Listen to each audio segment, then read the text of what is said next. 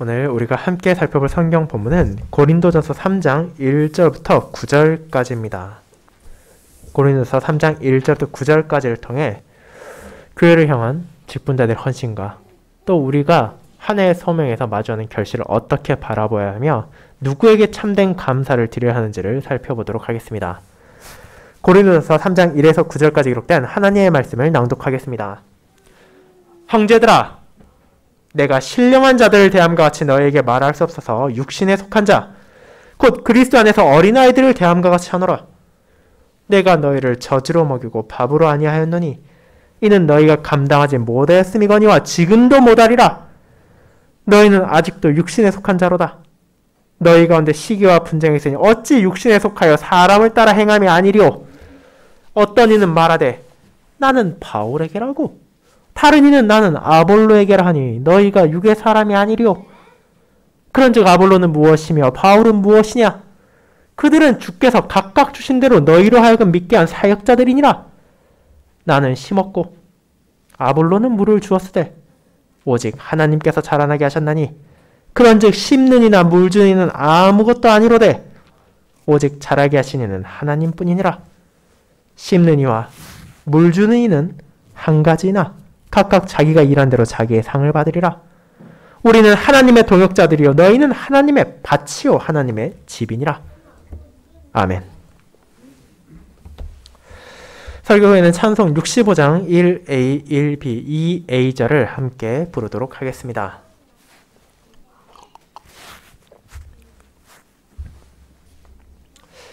사랑하는 주 예수 그리스도 안에 있는 형제 자매님들, 우리는 종종 뉴스나 신문 혹은 우리의 경험을 통해 기업이나 조직을 사유화해서 전체의 유익이 아니라 개인의 사역을 채우기 위해 사용하는 사람들을 볼 수 있습니다.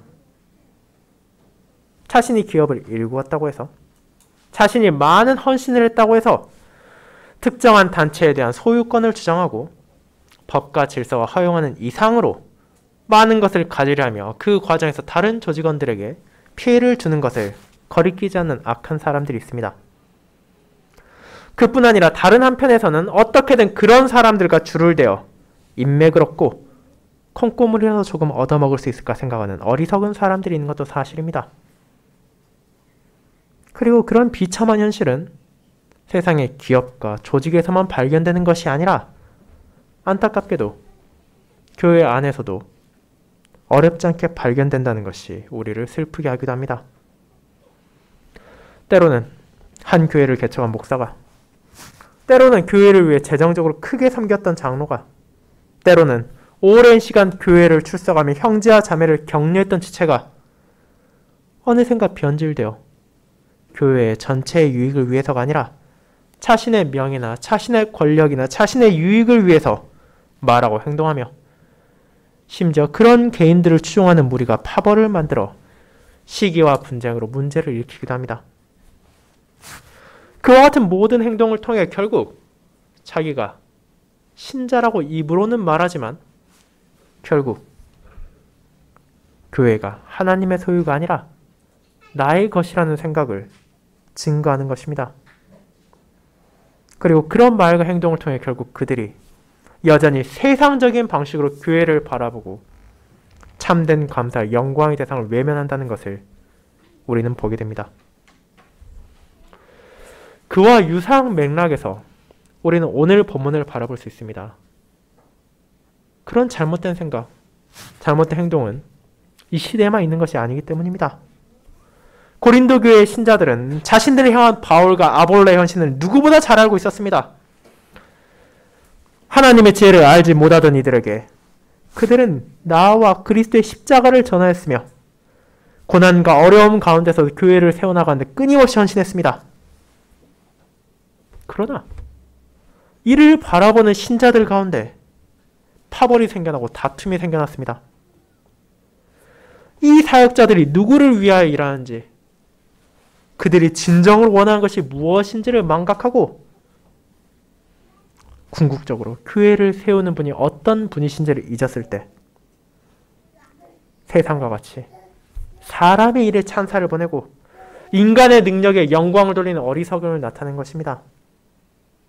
그리고 이와 같은 잘못은 하나님을 향한 감사의 마음을 잊는다면, 직분자들에게 주어진 소명이 결코 가벼운 것이 아니지만 그들의 열심이 무엇을 위한 것인지를 잊는다면, 그리고 그뿐 아니라 우리 일상의 과업에서 우리가 왜 일하고 무엇을 위하여 살아가는지를 깨닫지 못한다면 언제라도 우리를 통해서도 반복될 수 있다는 것임을 신자는 기억해야 합니다. 성령 하나님의 영감을 받은 바울이 고린도 교회 성도들과 그 이후의 모든 신자들에게 전하는 이와 같은 진리를 저는 심는 이와 물 주는 이, 그리고 자라나게 하시니라는 제목으로 설교하고자 합니다. 그리고 이를 통해 사람이 너무도 쉽게 빠지기 쉬운 잘못된 생각이 무엇인지와 그런 우리가 진정 누구를 바라보고 높이며 감사해야 하는지를 함께 알아가고자 합니다. 이를 첫 번째, 육신의 생각에 따라 신자의 헌신을 바라보는 어리석음과 두 번째, 오직 하나님만이 그 모든 헌신의 결과를 맺게 하신다는 진리로 살펴보고자 합니다. 첫 번째, 육신의 생각에 따라 신자의 헌신을 바라보는 어리석음에 대해 생각해 보겠습니다. 형제자매 여러분, 지난주일 저와 여러분은 고린도서 2장 6절부터 이어지는 내용을 통해 이 세상의 지혜와 대조되는 하나님의 지혜가 어떤 것이며 그것을 성도들이 어떻게 바라보고 받아들일 수 있게 되었는지를 고백했습니다. 바울이 1장 후반부터 계속해서 언급하는 이 지혜는 그리스도의 십자가의 도이며 세상에 단 하나뿐인 유일한 진리입니다. 그러나 왜 이것이 당대 무수히 많은 지혜로운 자들, 문벌 좋은 자들, 능력 있는 자들에게 거부당하고 미련하고 약한 자들에게 주어진 것입니까? 그 이유는 이 진리를 깨달은 자들의 능력이나 노력을 통한 것이 아닙니다. 바울은 우리가 이 지혜를 보게 된 것도, 이 지혜를 듣게 된 것도, 이 지혜를 받아들이게 된 것도 오직 하나님의 은혜, 특별히 성령 하나님의 역사하심을 통해서 가능하게 되었음을 모든 신자들이 잊지 않도록 강조하며 그것을 통하여 세상 모든 사람들을 그분 앞에서 겸손하게 한다는 사실을 가르쳤습니다. 그와 같은 하나님의 지혜는 은밀한 가운데 감추어졌던 것이었습니다. 구약시대 세상의 수많은 나라와 민족 가운데 단 하나, 하나님께서 택하셨던 이스라엘만이 이를 들을 수 있었고 믿을 수 있었습니다. 그들은 하나님의 은혜로 말미암아 고난과 역경 가운데서도 오실 메시아의 사역을 바라보며 소망을 가질 수 있었고 하나님의 나라가 회복될 날을 기다릴 수 있는 흔들리지 않는 확신을 받았습니다. 하지만 그와 같이 약속된 메시아가 이 땅에 오시고 그분의 사역으로 말미암아 이제 그 계획과 진리가 온 세상에 밝히 드러났습니다. 하나님께서는 땅끝에서 바다끝까지 자신의 복음을 선포하고 계시며 이를 위하여 그분의 사역자들을 사용하십니다. 바울과 사도를 포함한 모든 말씀 봉사자들은 이를 기억하며 자신들의 주이신 하나님의 뜻에 따라 신실하게 그리스도의 도를 선포하며 이 세상에 참된 영광의 주가 누구신지를 드러내었습니다. 그러나 이 땅의 통치자들과 지혜자들은 이를 알지 못했습니다. 그리고 수많은 불신자들은 여전히 하나님의 구속 계획을 바라보지도 않을 뿐 아니라 이해하지도 못하고 있습니다. 그 이유가 무엇입니까? 바로 그들이 세상의 영에 속해 있고 이 땅의 기준과 관념으로 모든 것을 바라보고 분별하려 하기 때문입니다. 그런 인간적인 시선, 육체의 관점에서 보았을 때 하나님의 구속사역은 도무지 이해할 수 없는 것일 뿐 아니라 어리석은 것에 불과합니다. 그렇게 그들은 신령한 기준으로 바라봐야 할 그리스도의 도를 깨닫지 못하고 거부하며 결국 영광의 주를 십자가에 못 박음으로 그들의 무지와 제약을 드러내었습니다. 그렇다면 그리스도의 은혜로 그분의 영을 받은 자들은 어떻습니까? 이제 그들은 하나님께서 어떤 목적을 가지고 그리스도를 이 땅에 보내셨는지를 알게 되었습니다. 왜 그분께서 자신을 한없이 낮추셔야 했으며 심지어 죽기까지 하셨는지를 깨닫게 되었으며 그런 그분께서 이제 부활하시고 승천하셔서 하늘아버지 우편에 앉아 계심을 알게 되었습니다. 그리고 이제 다시 오실 그분의 재림의 약속을 바라보며 구약시대 성도들이 메시아의 약속 안에서 소망을 가졌던 것처럼 신약시대 성도들은 환난과 박해 가운데서도 그 그리스도께서 다시 오실 날에 대한 소망 안에서 흔들리지 않는 믿음을 가질 수 있는 은혜를 받게 된 것입니다. 그리고 이제 세상의 영에 따라 살아간 자들과 달리 그 지혜 안에서 그리스도의 마음을 품고 모든 것을 판단할 수 있게 되었습니다. 그들이 받아들인 하나님의 지혜를 통해 만물을 바라보고 무엇이 옳고 무엇이 그른지를 분별하여 그에 따라 행할 수 있게 된 것입니다. 우리의 말, 우리의 행동, 우리의 생각까지도 내 생각이나 이 시대의 조류에 따라 그저 흘러가는 것이 아니라 그분의 은혜로 받아들이게 된 그리스도를 도를 통해 다스려짐을 통하여 우리는 육에 속한 이 세상의 영에 속한 자들의 삶의 증거가 아닌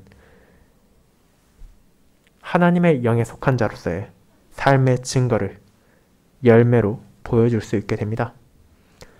그리고 그들이 무시하고 그들이 조롱하던 그리스도의 십자가가 얼마나 영광스러운 결과를 낳았으며 그것을 깨달은 자에게 기쁨과 평안을 주는지를 나타냄을 통해 그들이 허망한 세상의 지혜가 아니라 참된 하나님의 지혜로 나올 수 있는 은혜를 받은 것입니다.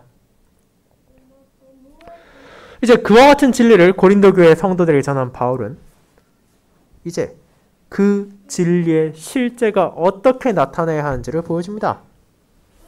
형제들아 라는 표현을 통해 독자들을 부름으로 그들의 주의를 다시 한번 환기시킨 바울은 앞선 내용을 읽은 신자들이 어쩌면 기대하지 못했을 충격적인 선언을 합니다. 1장 후반부부터 2장까지의 내용을 통해 신자들은 바울과의 긴밀한 교류를 우리가 나누고 있다 생각했을 것입니다.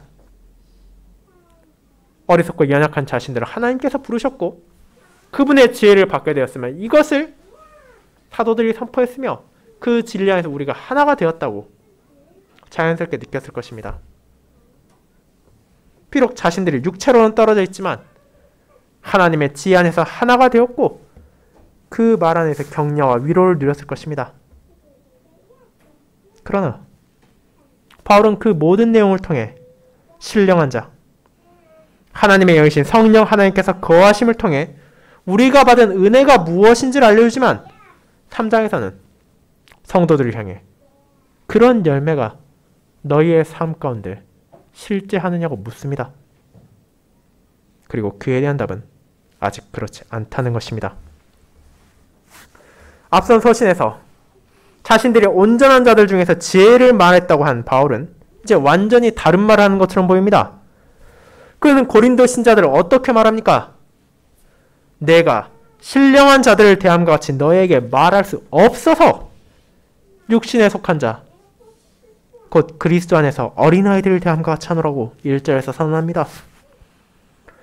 신령한 자란 2장에서 계속해서 묘사된 것처럼 하나님의 영을 받아 그분의 은혜로 하나님의 지혜를 깨닫고 받아들이며 그에 따라 모든 것을 분별하는 사람을 가리킵니다.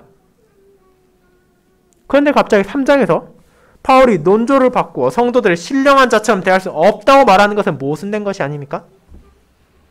왜 사도는 갑자기 그들을 향해 육신에 속한 자, 어린아이처럼 대한다고 말하고 있습니까?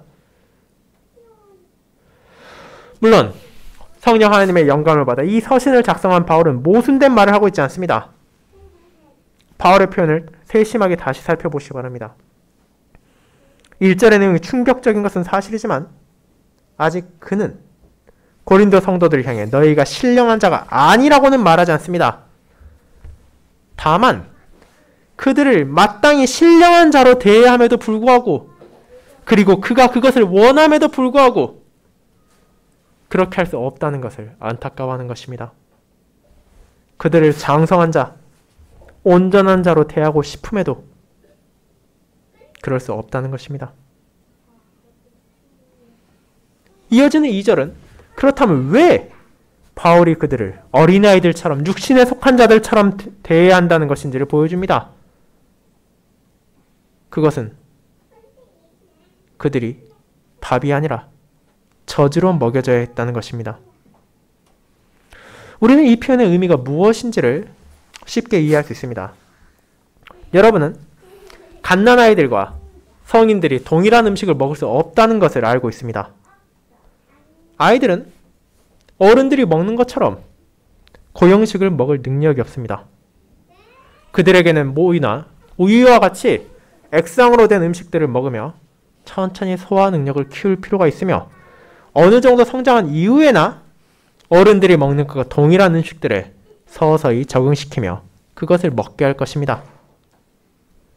그렇게 하지 않고 갓난아이에게 어른들이 주는 것과 동일한 것을 준다면 그 아이들은 이것을 소화시킬 능력도 없을 뿐 아니라 오히려 그들에게 필요한 것을 공급하지 못하고 해를 끼칠 것이기 때문입니다. 그와 같이 지금 고린도 교회 성도들은 아주 기초적인 신령한 자들이라면 이미 깨닫고 실천해야 할 진리를 계속해서 듣고 주지해야 할 필요가 있다는 것을 바울은 전합니다. 그들은 성령님의 인도에 따라 모든 것을 판단하며 그에 합당한 열매를 맺어가고 있어야 마땅하지만 여전히 그들의 삶 가운데 이를 감당하지 못하고 있기에 바울은 그들이 소화할 수 있으며 증거해야 하는 기초적인 진리를 다시 반복하여 말하고 있습니다. 마치 다 큰 어른들에게 손을 씻어라, 양치해라 이런 기본적인 말을 더 이상 할 필요가 없이 알아서 잘하는 것을 기대하는 것처럼 바울은 고린도 교회의 성도들이 그런 신령한 자로서의 삶을 살아가길 기대하지만 그가 실제로 경험한 고린도 교회는 여전히 문제가 많았고 아주 기본적인 진리를 되새길 필요가 있기에 그는 동일한 십자가의 도를 전하지만 동시에 그들의 오만과 어리석음을 깨닫게 합니다. 왜냐하면 그들은 여전히 육신에 속한 생각을 버리지 못했기 때문입니다. 그것이 바로 교회에 남아있는 시기와 분쟁으로 증거되고 있습니다. 앞서 고백한 것처럼 신령한 자라면 이 세상의 기준이 아니라 하나님의 지혜에 따라 말하고 행동하며 모든 삶을 다스릴 필요가 있습니다. 그러나 그들은 여전히 서로를 시기하고 분쟁하고 있습니다. 그런 모습을 바라보는 세상이 그리스도의 마음을 깨달을 수 있겠습니까? 전혀 그렇지 않습니다. 저 사람들이 교회를 다닌다고 생색은 내지만 결국 우리랑 똑같고 우리랑 다를 게 없다는 생각을 가지게 될 것입니다. 그렇게 이런 다툼은 단순히 한 개인으로 한 집단으로서의 다툼이 아니라 하나님께 영광을 돌리기는커녕 그분의 이름을 더럽히는 어리석음이며 그들이 하나님의 뜻이 아니라 여전히 사람을 따라 행동하며 보잘것없는 것에 사로잡혀 서로를 용납하지 못한다는 죄악을 보이는 것입니다. 그리고 그 분쟁과 시기가 도대체 무엇이었는지는 4절에서 구체적으로 드러납니다. 이는 앞선 1장에 이미 나왔던 것처럼 교회 안에 형성되고 있는 파벌 간의 갈등이었습니다. 누군가는 자신이 바울에게 속했다고 말하고 누군가는 나는 아볼로에게라, 누군가는 나는 게바에게라, 나는 그리스도에게라 라고 말하며 교회 안에서 주도권을 잡고 상대 파벌을 낮춰보려는 다툼이 있었습니다. 아마도 그들에게 세례를 주었던 사람 혹은 그들이 더 선호하는 설교 스타일을 가진 자들에게 속해 있다는 사실을 강조하며 분쟁을 조장하고 있었습니다. 그리고 그 중에서 대표적으로 고린도 교회에서 사역을 했던 자신을 따른다고 하는 자와 아볼로를 따른다고 말하는 자들을 향해 너희가 지금 무슨 짓을 하는지 알고나 있냐고 묻는 것입니다. 너희의 그런 행동은 육의 사람, 즉 죄성에 가득 찬 옛사람이나 행하는 것이라 꾸짖습니다. 아볼로가 무엇이며 바울이 무엇입니까? 그들이 각각 다른 것을 전하고 있습니까? 3장에는 언급되지 않았지만 게바까지, 즉 베드로까지도 포함하여 주님의 종들은 2장에서 언급되는 것처럼 다들 하나가 되어 그들에게 주어진 하나님의 선물을 통하여 그리스도의 도를 선포하고 하나님의 지혜를 전했을 뿐이며 그 목적은 개인의 명성을 떨치기 위해서나 더 큰 권력이나 더 많은 재산을 가지기 위한 것이 아니라 오직 하나님께 영광을 돌리기 위해서였습니다. 물론 그 과정에서 특정한 지역교회, 특정한 말씀 선포자의 더 큰 헌신이 있을 수 있다는 것은 사실입니다. 바울은 자신이 그곳에 씨앗을 뿌리는 역할을 했음을 부인하지 않습니다. 그는 그리스도의 사도로서 척박한 황무지와 같았던 고린도로 나아가 복음을 선포했으며 회중을 모아 교회를 세웠습니다. 그리고 그가 떠난 후 아볼로는 그곳에서 물을 주는 것과 같은 역할을 했습니다. 씨앗의 결실을 얻기 위해서는 단순히 그것을 뿌리는 것에서 멈추는 것이 아니라 계속해서 이것을 돌보고 양분을 공급해야 하는 것처럼 그곳의 신자들에게 필요한 진리를 끊임없이 선포하고 믿음 안에서 성장할 수 있도록 돌보고 살폈습니다. 그 모든 일들은 결코 가벼운 것이 아니었습니다. 그들은 자신들에게 주신 소명에 따라 이 일에 헌신했고 그 모든 사역을 대하는 신실한 자세는 성도들의 눈앞에 분명하게 증거되었습니다. 주님께서 이처럼 교회를 위하여 성도들을 위하여 세운 사역자들의 헌신을 감사하는 것 자체는 잘못된 것이 아닙니다.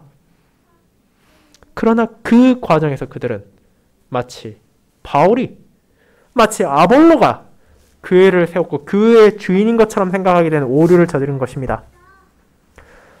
그들의 노력, 헌신으로 이 모든 것이 가능했다고 생각하며 결국 한 개인의 위협을 찬양하고 높이는 잘못된 결과로 성도들을 인도했을 뿐 아니라 그 끝은 영에 속한 자로서가 아니라 육에 속한 자로서의 증거인 시기와 분쟁으로 나타났습니다.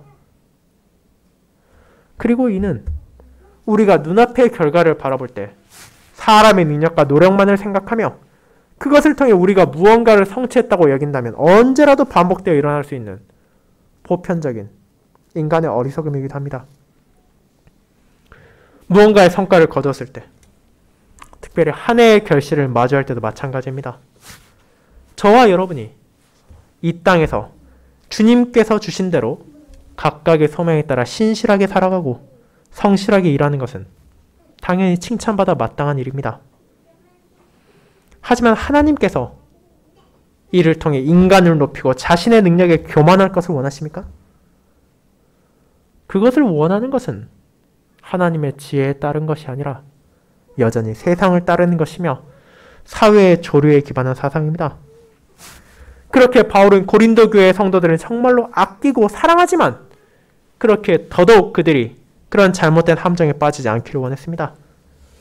그의 사역과 아볼로의 헌신이 헛된 것이 아니며 가벼운 것이 아니지만 그럼에도 이것은 자신들을 높이기 위해서가 아니라 오직 하나님께 영광을 돌리기 위한 것이기에 파벌을 만들고 분쟁을 일으키는 것은 그들이 원하는 것이 아닐 뿐 아니라 그들이 가르친 것과도 반대되는 잘못된 행동임을 바울을 선언합니다.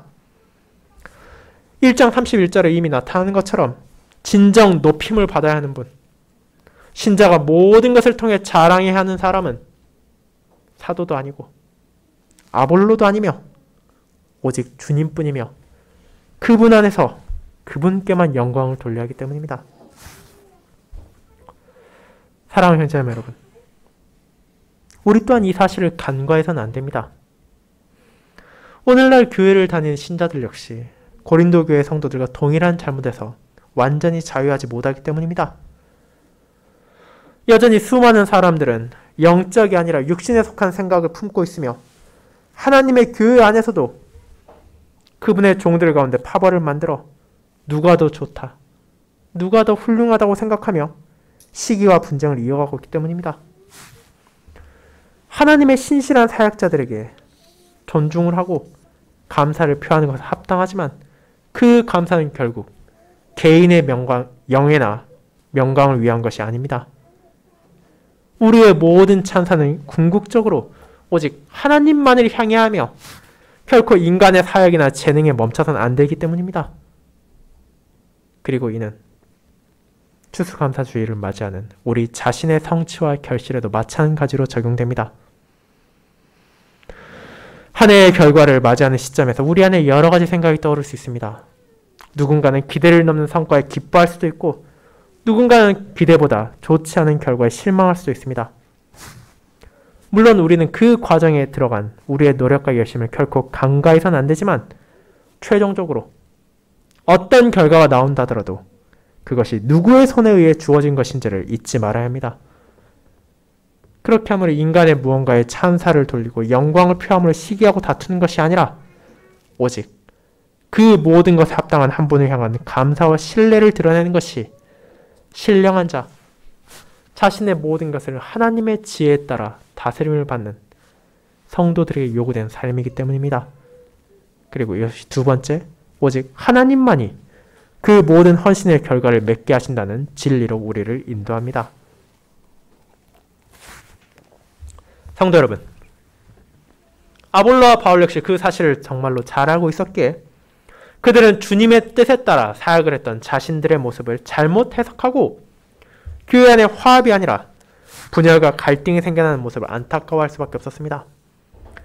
그렇게 사도는 이제 고린도의 성도들을 향해 그들이 잊고 있던 진리를 깨닫게 합니다. 그것은 아볼로, 바울의 헌신이 있었다 하더라도 결국 거기에서 열매를 맺게 하시는 분, 그것을 자라게 하시는 분은 하나님 한 분뿐이며 자신들은 그분의 뜻에 순종한 것에 불과하기에 육신에 속한 생각에 따라 이를 바라보는 것이 아니라 하나님의 지혜에 따라 이것을 바르게 받아들이라고 말입니다. 그의 진리를 파악하기 위해 우리는 바울이 사용한 비유를 당시 사람들이 어떻게 받아들였을지를 생각해 볼 필요가 있습니다. 오늘날 사람들에게 동역자, 조금 더 널리 쓰이는 표현으로 말하자면 동업자라는 개념은 결코 낯선 것이 아닙니다. 많은 사람들은 혼자 사기 힘든 사업이나 일을 시작할 때 가족이나 지인 가운데 신뢰할 만한 사람을 찾아 함께 투자를 하는 방식으로 위험을 줄이고 서로 힘을 합치기도 합니다. 그것은 대규모로 기업 단위로 농업을 짓는 사람들에게는 여전히 낯선 일이 아닙니다. 하지만 이 서신이 기록되었을 1세기에는 어땠을 것이라 생각합니까? 물론 그들에게도 거대한 농가 밭이 있었습니다. 하지만 실제로 그것이 운용되는 방식에 있어서는 오늘날과 많은 차이가 있다는 것을 인지해야 합니다. 고대 농경지는 일반적으로 노예들에 의해 경작되거나 혹은 그때그때 필요한 일용직들을 고용하여 일하게 했습니다.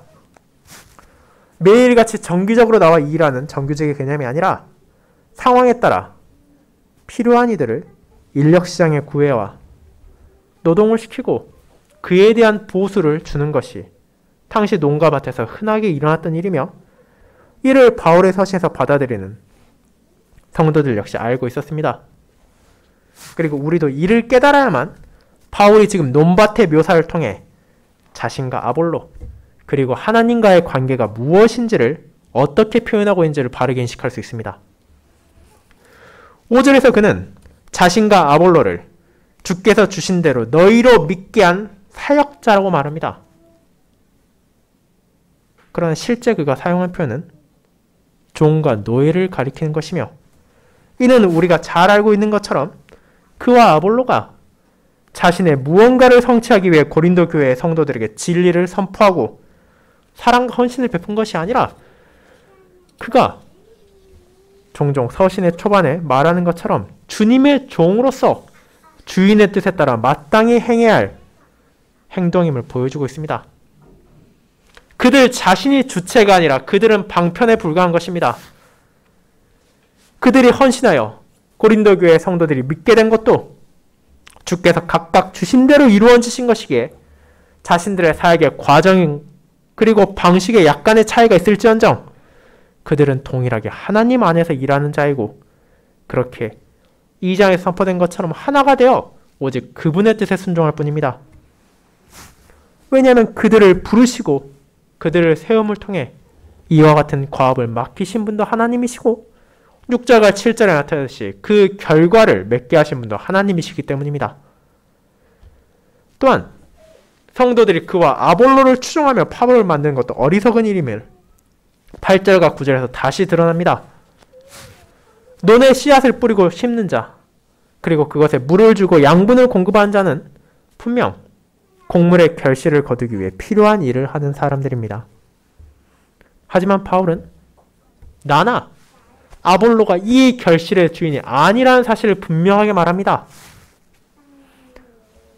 아볼로와 바울 그리고 베드로가 아무리 노력하고 열심을 보였다 하더라도 그들은 주인이 아니라 경작지의 주인인 하나님께서 사용하기 위해 부르신 일꾼에 불과합니다.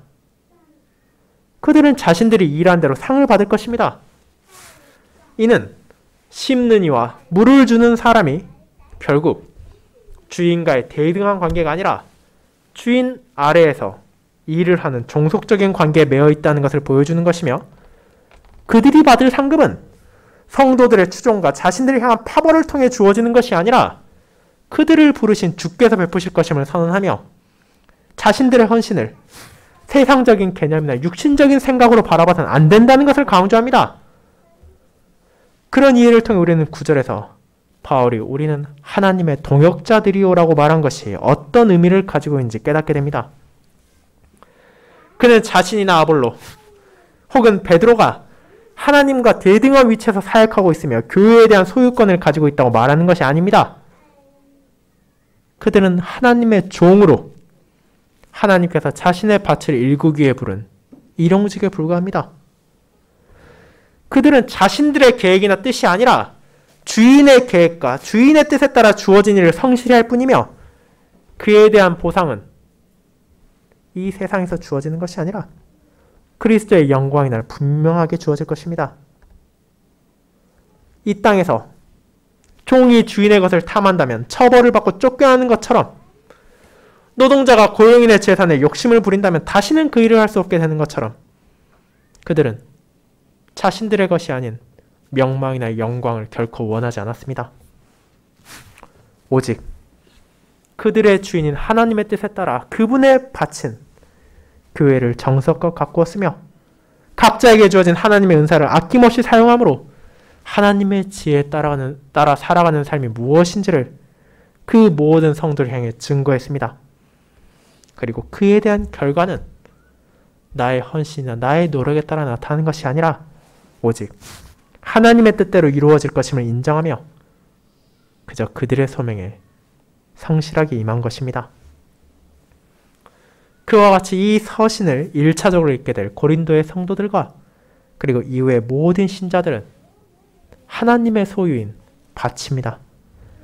하나님께서 그 밭을 일구기 위하여 자신의 종들, 그분의 사역자들을 보내심으로 교회를 세우십니다. 그분께서 세우신 교회 계획에 따라 적절하게 부른 일꾼들을 통해 척박한 밭을 일구시고 그곳에 씨앗을 뿌리시고 곡물이 성장하는 데 필요한 물과 양분을 베푸심으로 마침내 결실을 맺게 하십니다. 그것이 바로 고린도의 성도들이며 바로 저와 여러분입니다. 우리는 아무것도 없는 곳에서 알아서 성장한 것도 아니고 특정한 소수의 목회자들이나 신자들의 노력과 헌신으로 이 믿음의 결실을 맺게 된 것이 아닙니다. 그리고 이것은 우리가 예배를 드리고 있는 이 교회 또한 마찬가지입니다. 분명 여러분의 믿음을 격려하고 도운 수많은 사람들이 있을 것입니다. 이 교회를 세우기 위한 형제와 자매들의 한없는 헌신도 있었습니다. 그리고 이는 저와 여러분을 통해 지금 이 순간에도 계속되고 있습니다. 하지만 우리 중 누군가가 이 교회를 나의 것이라고 주장할 수 있습니까? 우리가 누군가에게 하나님의 말씀을 전파하고 그들을 격려하고 위로할 때 우리가 그들의 칭송의 대상이 될 수 있습니까? 그렇지 않습니다. 분명 그 모든 것들은 가치가 없는 것이 아니며 실제 이 땅의 삶에서 믿음의 삶을 살아가는데 중요한 것입니다. 그리고 하나님께서는 형제와 자매들을 통해 서로를 격려하게 하시고 우리가 진리 가운데 살아갈 수 있도록 은혜를 베푸셨으며 자신의 종들을 통하여 십자가의 도를 선포하고 교회를 향해 봉사하도록 세우셨습니다. 하지만 그 모든 것의 주인은 오직 하나님 한 분뿐이십니다. 그분의 영원한 경륜 가운데 저와 여러분을 불쌍하게 여기셔서 그분의 소유로 삼으셨습니다. 이 지역에 교회를 세우셨습니다. 우리가 각각에게 주어진 과업에 따라 하나님께서 베푸신 은사를 사용하여 성실하게 일하게 하실 뿐 아니라 이제 그에 따른 결실까지도 맺게 하셨습니다.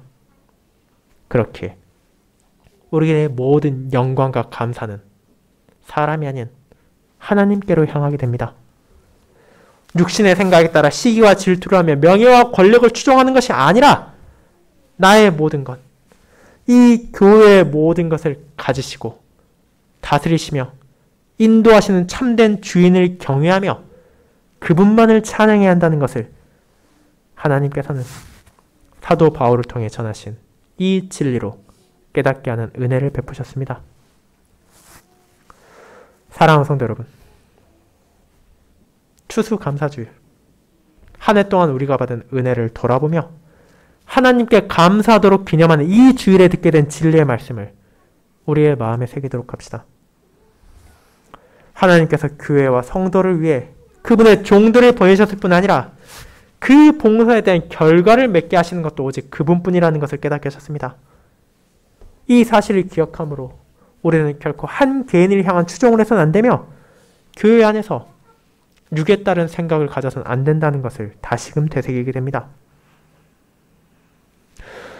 오늘날에도 많은 교회에서 특정한 사람들이 더 많은 기여를 했다고 해서 더 오래 출석했다고 해서 마치 특권을 가진 것 마냥 행동하기도 하고 교회를 자신들의 것이라 생각하는 경향을 가진다는 것을 우리는 알고 있습니다. 교회가 하나님의 것이라 입으로는 고백하고 겉으로는 교회의 머리가 그리스도라고 말하면서도 정작 실제 행동에서는 그와 정반대되는 육체적 욕망을 드러내는 사람들도 있습니다. 그리고 이것은 교회를 넘어 자신의 소명과 자신의 삶의 성취에 있어서도 동일하게 드러나기도 합니다. 그러나 교회의 주인은 오직 하나님 한 분뿐이시며 우리의 모든 삶의 주인도 오직 하나님뿐이십니다. 우리에게 소명을 주신 분도 그분이시며 우리가 그 소명에 따라 살아갈 수 있는 은사를 주신 분도 하나님이십니다. 그리고 우리에게 결과를 맺게 하신 분도 그분이십니다. 그 사실을 겸손하게 고백하면 우리는 항상 감사할 수 있습니다. 분명 때로는 이 결과가 우리의 기대에 미치지 못할 때도 있습니다. 그리고 우리의 생각보다 더 좋을 때도 있을 것입니다. 그러나 하나님께서 자라나게 하시며 하나님께서 결실을 맺게 하시는 분임을 기억함으로 우리는 어떤 상황에서도 흔들리지 않고 그분을 바라보며 그분께 영광을 돌릴 수 있습니다. 왜냐하면 그리스도의 십자가의 공로로 이 전능하신 하나님께서 이 영원한 경륜을 가지신 하나님께서 우리의 아버지가 되셨고 우리를 자신의 소유로 삼으셨으며 그에 따라 우리에게 모든 것을 선하게 인도하신다는 것을 알게 되었기 때문입니다. 그리고 이 사실을 우리는 하나님의 은혜로 듣게 된 그분의 지혜 안에서 깨닫게 되며 교회 안에서 더욱더 분명하게 바라볼 수 있습니다. 그분께서 신자를 모으시고 지키시며 보존하십니다. 자신의 소유된 이들을 위해 그분의 종들을 보내실 뿐 아니라 그들에게 주어진 아름다운 약속 안에서 성장하게 하시고 그분께로 나아오게 하십니다. 그 사실이 확실하게 주어졌기에 이제 모든 영광과 감사를 그분께 돌리도록 합시다. 헛된 명예, 헛된 권력을 위한 다툼이나 시기를 내려놓고 사람이나 개인을 향한 추종이나 파벌을 버리고 진정으로 영적인 사람으로서 하나님의 지혜에 따라가는 사람의 삶에 합당한 열매를 이번 한 주도 우리의 감사 가운데 끊임없이 맺기를 바랍니다. 아멘.